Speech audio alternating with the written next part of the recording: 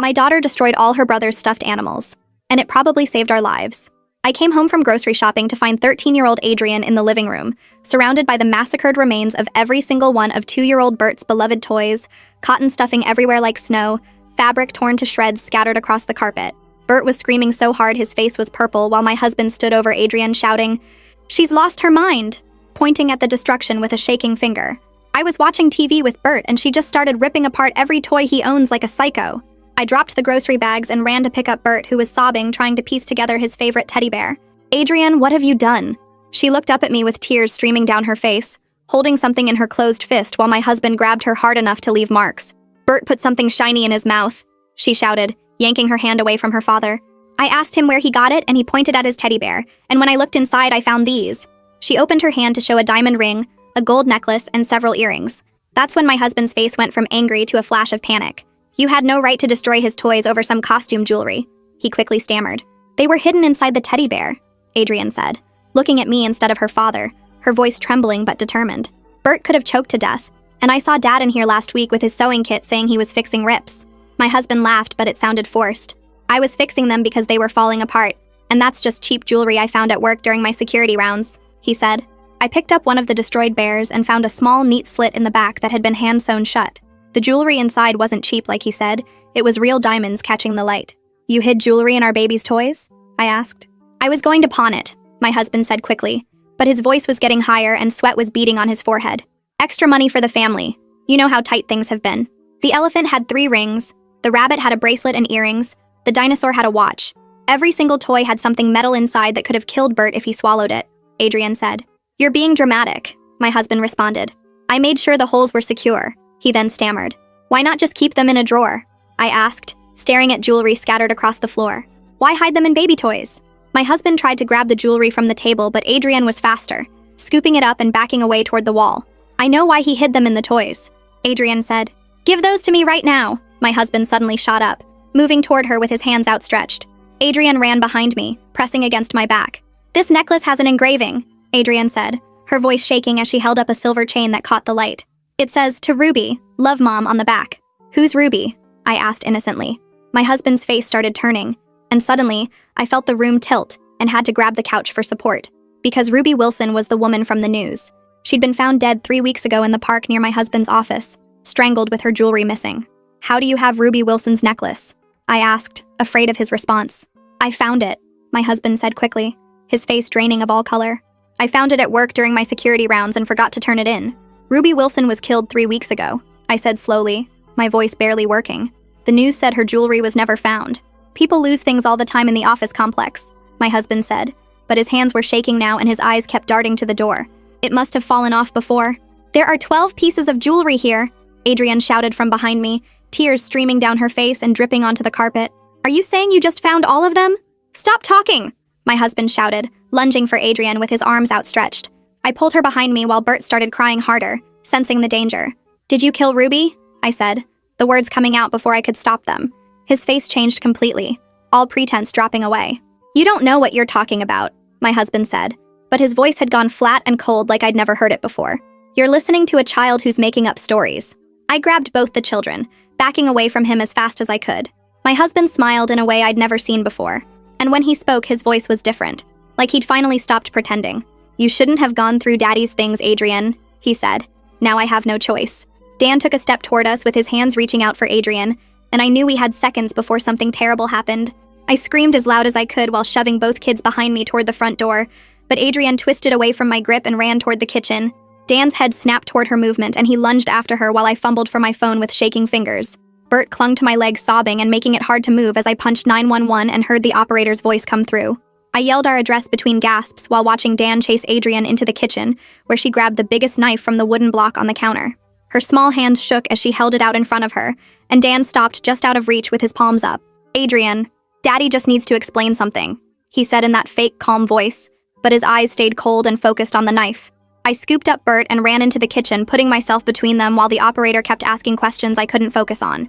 Dan's face twisted when he saw me still on the phone and he took another step forward.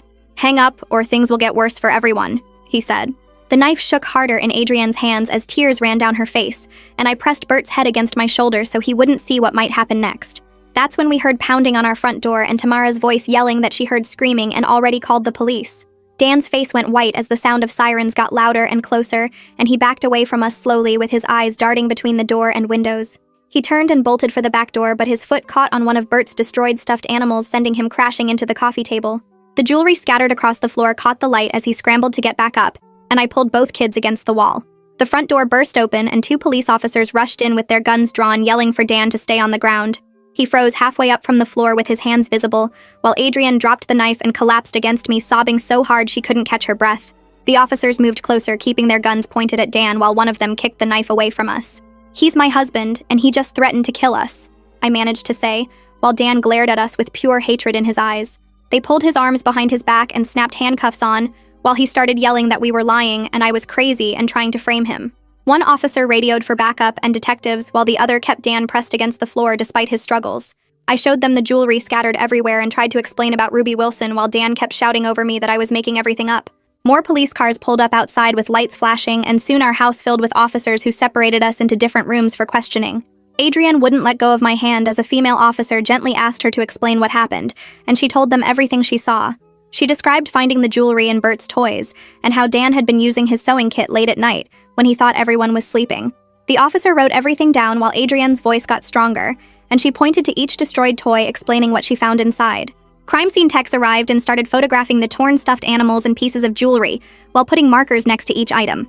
Dan kept demanding a lawyer from the other room where they had him sitting in handcuffs, still insisting this was all a misunderstanding.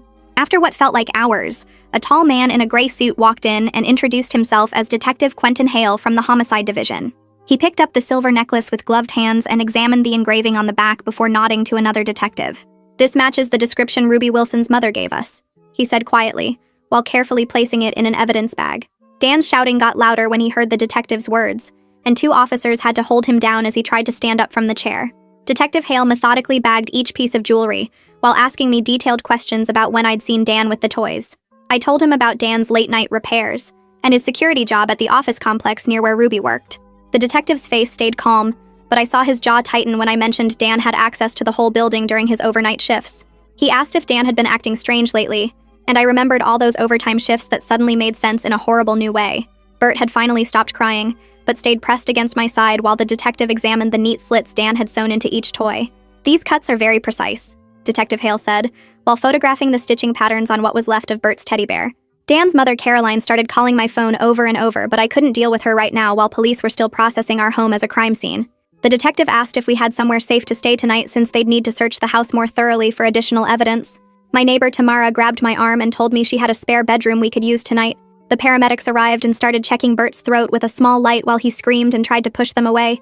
He kept reaching for the destroyed teddy bear on the floor and crying harder when they wouldn't let him have it. The paramedic felt around his neck and inside his mouth while I held him still, even though he fought against me. They said his throat looked red, but nothing was stuck, and we should watch him for any trouble breathing. Detective Hale picked up each ruined toy and found the same neat cuts Dan had sewn shut after hiding jewelry inside. He took photos of every slit and wrote notes about how the stitches matched perfectly on each one. The detective asked if we had somewhere safe to stay since they'd be here all night collecting evidence. Tamara stepped forward and said we could stay at her place as long as we needed. I went upstairs to pack clothes for the kids while officers started searching Dan's car in the driveway. Adrienne followed me and grabbed her diary from her room along with some of Bert's clothes. We could hear the officers outside saying they found something in Dan's trunk. One of them came inside holding plastic bags with more jewelry that had been hidden under the spare tire. Detective Hale counted at least 20 more pieces, including watches and rings with different engravings. We left with Tamara while crime scene tape went up around our house. At her apartment, Adrienne sat on the couch holding Bert, who finally stopped crying but wouldn't let go of her. She sang the songs she always sang to him at bedtime while tears ran down her face. My hands wouldn't stop shaking as I tried to drink the water Tamara brought me. Everything felt wrong, and I couldn't believe Dan had killed people. The phone rang, and Detective Hale said they were heading to Dan's office at the security company to search his locker and desk. He mentioned 3 other women had been murdered near that office complex in the past year. All of them had jewelry missing when their bodies were found. Each victim worked somewhere Dan would have seen them during his security rounds. I hung up and realized Dan's overtime shifts were probably when he was hunting these women. Tamara made up beds for us, but I couldn't sleep at all that night. Every few minutes, I got up to check the door locks and look out the window. My phone kept buzzing with calls from Dan's mother, Caroline, but I couldn't answer. She left message after message saying this was all a mistake and Dan would never hurt anyone. Bert woke up crying 4 times, and Adrienne had to rock him back to sleep each time. When morning came, none of us had really slept, and we just sat at Tamara's kitchen table staring at nothing. Someone knocked on the door and I jumped thinking it might be Dan somehow. Tamara looked through the peephole and said it was a woman with a badge. Isabel Santoro from Child Protective Services came in with a soft voice and kind eyes. She explained she needed to check on the children and document everything for their safety. Bert hid behind me while Isabel gently asked if she could talk to Adrian first. They sat at the table and Isabel asked about what happened yesterday with the toys. Adrian told her about finding the jewelry and how scared she was when Dan grabbed her. She mentioned seeing Dan with his sewing kit late at night when everyone was supposed to be sleeping. Isabel asked if Adrian had ever written about this, and Adrian nodded. She went to get her diary from Tamara's guest room and showed Isabel the pages. There were drawings of Dan sitting in the living room with his sewing kit and the toys spread around him. Adrian had written dates next to each drawing going back 3 months. Isabel took photos of the diary pages and thanked Adrian for being so brave. She checked Bert's throat again and wrote notes about the red marks that were still visible. Detective Hale called while Isabel was there to say the jewelry matched items from 4 different murder victims. The prosecutor was already preparing charges for multiple murders, not just Ruby Wilson. Each piece of jewelry had been reported stolen when the women were killed. Some of the victims' families had been searching for these items for over a year. He said Dan would probably never get out of prison with all this evidence against him. Just as Isabel was leaving, we heard shouting outside Tamara's door. Caroline was in the hallway demanding to see her grandchildren and banging on the door. She kept screaming that Dan was innocent and I had poisoned everyone against him. Tamara told her to leave, but Caroline just got louder and started kicking the door. Isabel called the police while Caroline yelled that she'd get custody of the kids. 2 officers arrived within minutes and found Caroline still pounding on the door. They told her she had to leave or they'd arrest her for harassment. Caroline screamed that I was keeping her grandchildren from her. And this was all lies. The officers had to physically remove her from the building while she kept shouting. Tamara deadbolted the door after they left, and we all just stood there shaking. Isabel pulled out her phone and called someone about getting us to the hospital right away for Bert's throat check. Within 20 minutes, an unmarked car arrived to take us to the emergency room, where a nurse was already waiting with paperwork started. The doctor, a young woman with gentle hands, examined Bert's throat with a light while he squirmed and cried. She said she wanted x-rays to make sure no metal pieces got stuck anywhere since he'd put that jewelry in his mouth earlier. The x-ray tech let Adrian come into the room wearing a heavy lead vest, while I waited outside watching through the window. Adrian made funny faces at Bert, sticking out her tongue and crossing her eyes to keep him still on the cold table. The machine clicked and whirred while Bert reached for his sister, and she held his tiny hand through the whole thing. The results came back clear, but the doctor wanted us to watch for any stomach pain or trouble swallowing over the next few days. My phone rang while we were leaving, and the caller ID showed a number I didn't recognize. The man on the other end said he was Dan's lawyer and needed to discuss bail arrangements. He said Dan wanted to see his children and had a right to family visits before trial.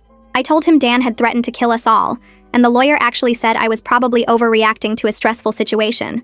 I hung up on him and blocked the number while my hands shook so bad I almost dropped the phone. That night at Tamara's apartment, the local news came on with a breaking story about a security guard arrested for multiple murders. They didn't say our names, but showed our house with yellow tape across the door and neighbors being interviewed on the lawn. Mrs. Peterson from across the street was telling reporters she always thought something was off about Dan working such strange hours. The next morning, Isabel came back with paperwork for an emergency protection order that would legally keep Dan away from us. She drove us to the courthouse where we met with a judge in his chambers instead of open court for our safety. The judge read the police report about Dan's threat and the weapons they found in his car, then signed the order immediately. He said Dan couldn't come within 500 feet of us or try to contact us in any way.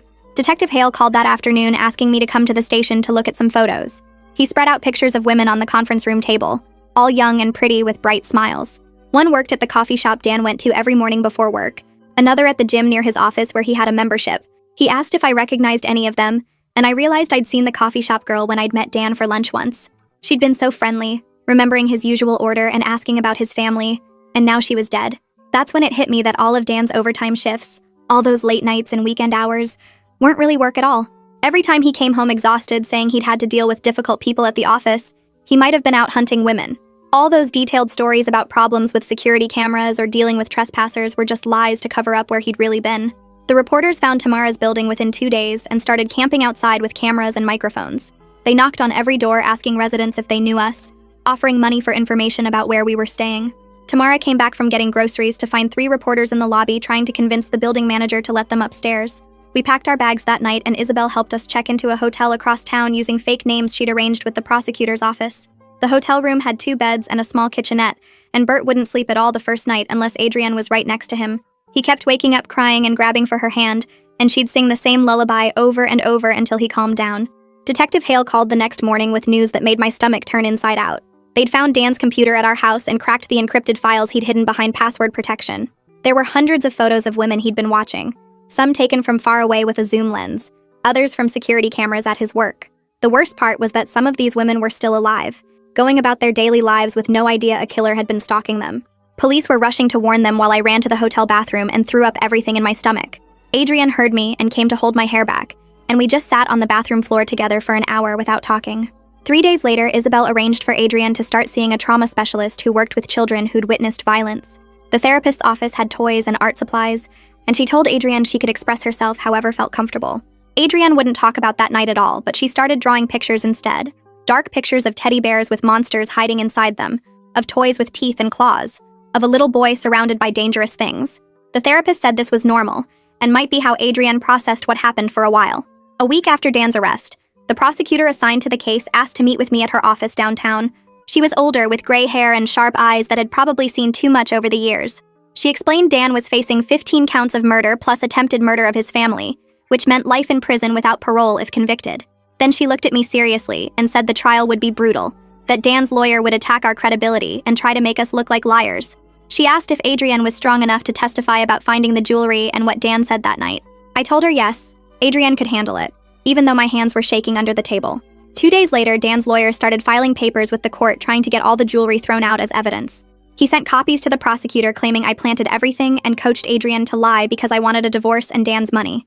The prosecutor called me that afternoon and said not to worry, that this was normal defense tactics, but I could hear doubt creeping into her voice. Dan's lawyer kept filing more motions every few days, each one attacking our story from a different angle. He said the jewelry could have come from anywhere, that Dan found it during his security rounds just like he claimed. The papers accused me of being mentally unstable and said I'd turned Adrian against her father with lies. I spent hours going through old bank statements trying to prove we didn't need Dan's money, that I'd never talked about divorce before that night. 3 weeks after Dan got arrested, Detective Hale called with news that changed everything. The lab found Dan's DNA under Ruby's fingernails, skin cells that got there when she fought back against her killer. The prosecutor called it the smoking gun that would send Dan to prison for life. She said no jury would believe Dan just happened to find Ruby's jewelry after his DNA was literally under her nails. That same week, I was going through Dan's old jacket pockets before donating his clothes when my fingers touched something metal. It was a small key with a number stamped on it, the kind you get for storage units. I drove straight to the police station and gave it to Detective Hale, who ran the number through their system. The storage unit was 20 miles away, paid for in cash under a fake name, but the security footage showed Dan going in and out. Detective Hale got a warrant and called me 2 hours later with his voice shaking. Inside the unit, they found jewelry, wallets, and personal items from at least 12 different women, some dating back 5 years. There were driver's licenses, credit cards, rings, necklaces, even a few cell phones, all organized in labeled plastic bags. Each bag had a date written on it in Dan's handwriting, like he was keeping track of his kills. Detective Hale said some of these women were still listed as missing persons, their families waiting for answers. The next morning, Caroline went on the local news channel with Dan's baby pictures spread across her coffee table. She told the reporter her son was framed by his vindictive wife who wanted his life insurance money. She showed photos of Dan pushing Adrienne on swings, teaching her to ride a bike, holding baby Bert in the hospital. The reporter asked about the DNA evidence, and Caroline said the police planted it, that they needed someone to blame. She looked straight at the camera and said I was destroying an innocent man's life because our marriage fell apart. The news ran the segment 3 times that day, and suddenly people online were taking sides. Some believed Caroline's story about a loving father being railroaded, while others pointed out the mountain of evidence against Dan. I started getting messages on social media calling me a liar and a gold digger trying to steal Dan's money. The prosecutor assigned us a victim advocate named Brooke, who showed up at the hotel the next day. She was older with kind eyes and immediately started helping us figure out the legal system and what would happen next. She brought coloring books for Bert and gave Adrienne a journal to write down her feelings when talking was too hard. Brooke connected us with other families who'd been through similar trauma, people who understood what we were going through. She helped me fill out paperwork for victim compensation funds and explained how the trial process would work, step by step. 2 weeks later, Dan appeared in court to enter his plea with his new lawyer standing beside him. The lawyer was known for defending killers and getting them lighter sentences by claiming mental illness. Dan stood up and said not guilty to every single charge while staring right at me in the gallery. His lawyer immediately asked for a psychological evaluation, claiming Dan suffered from severe mental illness that made him unable to understand his actions. The judge looked at the evidence list, saw 15 murder charges plus attempted murder of his family, and denied bail immediately. She called Dan a clear danger to society who couldn't be trusted on the streets. The next week, my boss called me into his office and said he had to let me go. I'd missed too much work dealing with police interviews, court appearances, and keeping the kids safe from reporters. He said he understood, but the company needed someone reliable, and I couldn't guarantee when I'd be back. Brooke helped me apply for emergency victim compensation funds that would cover our hotel and food costs for a few months. She also connected me with a job placement program for crime victims, though I couldn't even think about working yet. During Adrienne's 4th therapy session, she finally broke down completely, sobbing so hard she could barely breathe. She told the therapist she'd noticed things for months: weird behavior from Dan, strange items in his pockets, lies about where he'd been. She said she was too scared to tell anyone because she thought she was imagining things or being paranoid. The therapist held her while she cried and kept telling her she was brave, that she'd saved Bert's life by destroying those toys. Adrienne asked if it was her fault people died because she didn't speak up sooner about her suspicions. Detective Hale called that night with updates that made me dizzy. They'd now connected Dan to 15 murders across 3 counties using the items from the storage unit. Some families had been searching for their daughters, sisters, and mothers for years without knowing what happened. Now they were finally getting answers, though not the ones they'd hoped for when their loved ones first disappeared. The detective said more victims kept being identified as they went through the evidence. 3 days later, a reporter figured out our fake names at the hotel by bribing a desk clerk. We came back from Adrienne's therapy to find him waiting in the lobby with a camera crew. He shoved a microphone in Adrienne's face, asking how it felt to have a serial killer for a father. Hotel security kicked him out, but the damage was done, our location was blown, and more reporters would come. The manager asked us to leave that night, saying other guests were complaining about the media circus in the lobby. Tamara picked us up at midnight and drove us across town to a small apartment she'd found through a friend. Nobody in that neighborhood knew who we were, and the landlord agreed to keep our real names off the lease. We moved in with just our suitcases and the few toys Tamara had bought for Bert to replace his destroyed ones. 2 weeks into living at the apartment, Dan's lawyer showed up at our door with an envelope that had my name written in Dan's handwriting.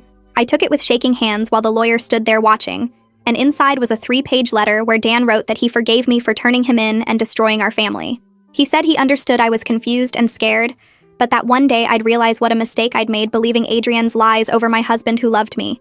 The manipulation in every word made my stomach turn as I read him describing our wedding day and Bert's birth like he was some caring father instead of a killer. I ripped the letter into tiny pieces right there in front of the lawyer, then walked to the bathroom and flushed every piece down the toilet while he yelled that I was destroying legal documents. The next Monday, I tried taking Adrienne back to the school with a safety plan the counselor had created, including different drop-off times and a buddy system. But by lunch, she was in the nurse's office crying because kids kept whispering about her being the serial killer's daughter, and one boy asked if she helped hide the bodies. The principal called me to pick her up early, and for 3 more days we tried, but each time she came home with red eyes and wouldn't eat dinner. On Thursday, a group of girls cornered her in the bathroom and said she was probably just like her dad, that being crazy ran in families. I pulled her out that afternoon and started researching homeschool programs on Tamara's old laptop, filling out enrollment forms while Adrienne sat next to me drawing dark pictures. That same week, Caroline showed up at family court with a lawyer, filing emergency custody papers claiming I was an unfit mother who couldn't protect my children. She brought photos from her son's arrest and newspaper clippings, telling the judge I'd turned Dan's own children against him with my paranoid delusions. The judge read through her petition while Caroline sat there in her best dress, but when he saw the police reports about Dan's murders and Caroline's harassment at Tamara's apartment, he dismissed the case immediately. He told Caroline that Dan was facing 15 murder charges, and she needed to accept reality instead of traumatizing the children further. Caroline screamed that we'd destroyed her family, and security had to drag her out while she yelled that Dan was innocent. 3 days later during breakfast, Bert looked up from his cereal and said, "Scared," clear as day, his first word in over a month. I dropped my coffee mug and it shattered on the floor as I ran to hug him, both of us crying while Adrienne rushed over. His pediatrician examined him that afternoon and said the trauma was severe, that Bert would need years of specialized therapy to process what happened. She gave us referrals to child psychologists who dealt with family violence and said his selective mutism was his mind's way of protecting itself.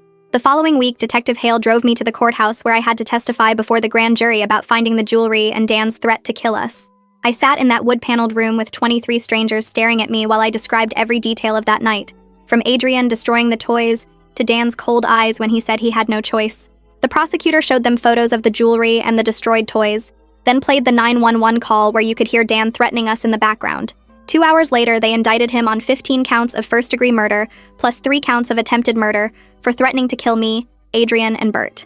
When the trial date was set for 6 months away, Brooke sat me down and explained it would be a long process with motions and delays. She warned that Dan's lawyer would file appeal after appeal, that even with a conviction we could be dealing with this for years. She helped me apply for extended victim compensation, since I still couldn't work while managing the kids' therapy and court appearances. A week later, I got a call from a woman who ran a support group for families of violent crime victims, saying they'd heard about our case and wanted to invite us to their meetings. I wasn't sure at first because talking to strangers about Dan felt impossible, but Adrian overheard and said she wanted to go, that maybe other kids there would understand what it was like. We went that Tuesday night to a church basement where 15 people sat in a circle, and Adrian immediately connected with a girl whose dad had killed her mom. Meanwhile, Detective Hale called with updates from the forensics team who'd been processing evidence for weeks. They found Dan's fingerprints on jewelry from 3 victims he'd claimed he never met, women from different neighborhoods who had no connection to his work. His lawyer tried arguing Dan must have found those items during his security rounds too, but the detective said no jury would believe he just happened to find jewelry from women killed miles from his office. While organizing Dan's old papers for the lawyer, I found a folder in his filing cabinet that made my hands go numb. Inside were life insurance policies he'd taken out on me and both kids last year, each worth $500,000 with him as the sole beneficiary. Detective Hale said this proved premeditation, that Dan had been planning to kill us and make it look like an accident or murder-suicide to collect the money. The final thing that week was Adrian working with her therapist on a victim impact statement for the trial, writing down how her father had destroyed her sense of safety and trust. She practiced reading it out loud in therapy, her voice getting stronger each time she said the words about being terrified in her own home and saving her baby brother's life. 3 weeks later, Brooke called to warn me that Dan had fired his first lawyer and hired Benjamin Kim, a guy famous for getting murderers reduced sentences by attacking victims' families. Kim immediately filed papers saying Adrian was a troubled teen with a history of lying, who'd made up the whole story to get attention after her parents' divorce proceedings started. I stared at the documents claiming I'd coached her to plant evidence while Dan watched from jail, unable to defend himself against our conspiracy.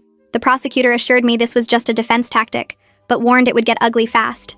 That same week, the support group Brooke found became our only safe space where nobody judged us for being related to a killer. Adrian connected with a 17-year-old girl named Maya, whose dad had murdered her mom 2 years ago, and they started texting constantly whenever panic attacks hit either of them. Maya taught Adrian breathing exercises while Adrian helped Maya deal with the guilt of testifying against her own father. The group leader explained that children of killers often felt responsible for not seeing the signs earlier, something both girls struggled with daily. Other families there understood why we couldn't go to the grocery store without checking over our shoulders, or why Adrian slept with a baseball bat next to her bed. 4 months after Dan's arrest, I found Bert in his room playing with a stuffed elephant for the first time since that horrible night. He'd refused to touch any toys with openings or pockets, screaming if anyone tried to give him anything that could hide objects inside. Adrian had spent weeks searching online for completely sealed toys with no zippers or Velcro, finally finding a special teddy bear made for babies that was sewn shut permanently. She gave it to Bert with tears in her eyes and he hugged it tight while whispering that this one was safe because nothing bad could fit inside. The therapist said this was huge progress since he'd been too scared to play at all for months. Detective Hale called the next morning with news that made me drop my coffee mug on the kitchen floor. 2 witnesses had come forward after seeing Dan's photo on the news, both placing him near crime scenes on nights he'd claimed to be working overtime. The first witness was a bartender who remembered Dan drinking alone at a bar 3 blocks from where victim number 7 was killed, checking his watch repeatedly until exactly 10:30 when he suddenly left. The second witness was a jogger who'd seen Dan's car parked near the park where Ruby died, engine running while he sat inside watching the walking paths. Both witnesses had security footage backing up their stories, destroying Dan's alibi that he'd been doing security rounds those nights. The prosecutor said this testimony would bury him at trial since it proved he'd been stalking victims, while telling me he was earning overtime pay for our family. I finally got a job at a grocery store 20 miles from our old neighborhood, using my maiden name on the application so nobody would connect me to the news stories. The manager didn't ask about the gap in my employment history, just grateful to have someone willing to work closing shifts when nobody else wanted them. My coworkers treated me like any other new employee, complaining about customers and sharing lunch break gossip without knowing I went home to a family destroyed by murder. The steady paycheck meant I could stop relying on victim compensation funds and start rebuilding some kind of normal life. 3 days into my new job, Caroline showed up at the courthouse for a pretrial hearing, screaming that we'd destroyed her family and stolen her son. Security guards grabbed her when she lunged at me in the hallway, calling me a lying witch who'd turned her granddaughter against her own father. The judge watched security camera footage of her attack and immediately banned her from all future proceedings, warning that any violation would result in jail time. Caroline kept screaming that Dan was innocent even as officers dragged her out, yelling that we'd planted the jewelry and ruined an innocent man. The prosecutor met with Dan that afternoon to offer a deal where he'd avoid the death penalty if he confessed and revealed any other victims we didn't know about. Dan refused immediately, still claiming complete innocence despite the mountain of evidence including his DNA, fingerprints, witness testimony, and the jewelry found in our home. His new lawyer Kim argued the deal itself proved the prosecution's case was weak, though the prosecutor just shook her head at his desperation. She told me later that Dan's refusal meant he'd rather risk execution than admit what he'd done, showing the kind of cold calculation that made him so dangerous. 5 months after that terrible night, we attended a memorial service for all of Dan's victims at a local church. Other families who'd lost daughters, sisters, and mothers to Dan's violence welcomed us with open arms instead of the anger I'd expected. One mother hugged Adrienne tight, telling her she was a hero who'd stopped Dan from killing anyone else's daughter. Another family said Adrienne's courage in destroying those toys had given them closure after 2 years of not knowing who killed their loved one. People brought photos of the women Dan had murdered, beautiful faces that would never smile again because of the man I'd shared a bed with for 14 years. Adrienne stood up during the service and spoke briefly about how sorry she was that she hadn't found the jewelry sooner. Maybe she could have saved someone. The room erupted in voices telling her she'd done everything right, that she'd saved her brother and stopped a killer. After the memorial, Adrienne told her therapist she wanted to testify at Dan's trial, saying she couldn't let fear control her anymore. The therapist spent 3 sessions evaluating whether Adrienne was emotionally ready for the trauma of facing her father in court and being cross-examined by his lawyer. She finally agreed Adrienne was strong enough, promising to sit in the courtroom for support during testimony and help process everything afterward. 2 weeks before trial, Kim filed for a competency hearing, claiming Dan had developed delusions in jail and couldn't assist in his own defense. The court-appointed psychiatrist spent 8 hours evaluating Dan over 3 days, testing his memory, reasoning, and understanding of the charges. The evaluation found him completely sane and fully capable of standing trial, noting that his supposed delusions were actually calculated attempts to appear mentally ill. The psychiatrist's report stated Dan showed clear understanding of his situation and demonstrated above-average intelligence in his responses. Kim tried arguing for a second opinion, but the judge denied it, setting the trial date for 3 weeks away with no more delays. 3 weeks later, we packed everything we owned into boxes, while Bert watched cartoons on the floor of our empty apartment. The Victim Compensation Fund finally came through along with my first paycheck from the grocery store, giving us enough for a deposit on a 2-bedroom place across town where nobody knew our names. Bert ran through the new apartment, touching every wall and doorknob, his little feet making echoes in the empty rooms until we started moving furniture in. I painted his room blue with superhero stickers on the walls while Adrienne helped him arrange his new stuffed animals on shelves he could actually reach. That first night in the new place, Bert slept in his own bed without crying for the first time since everything happened. 6 months passed before the trial started, and walking into that courthouse made my legs shake so bad I had to lean on Adrienne. Dan sat at the defense table in a suit that didn't fit right anymore, his face thinner and his hair grown out past his collar. When our eyes met across the courtroom, he stared at me with that same cold look from the night he threatened to kill us, but I forced myself to stare right back until he looked away first. The prosecutor spent 3 days picking jurors, asking each one if they could be fair to a man accused of killing 15 women. Adrienne sat next to me every single day, holding my hand when they showed crime scene photos on the big screen. On the 4th day, Adrienne took the witness stand wearing the blue dress we'd bought special for court. She told the jury about finding the jewelry in Bert's toys, speaking so clear and calm that even the court reporter stopped typing to listen.